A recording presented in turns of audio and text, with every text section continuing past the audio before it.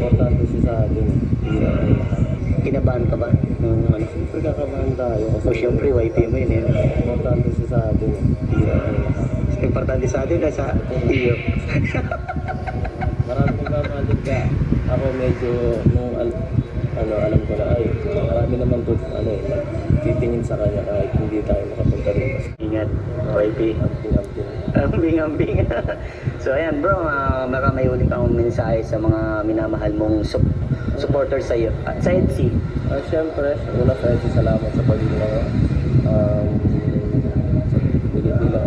grabe ang suporta sa ating channel natin. At siyempre, sa lahat ng ating mga tinutulungan. Sa ating love din kayo.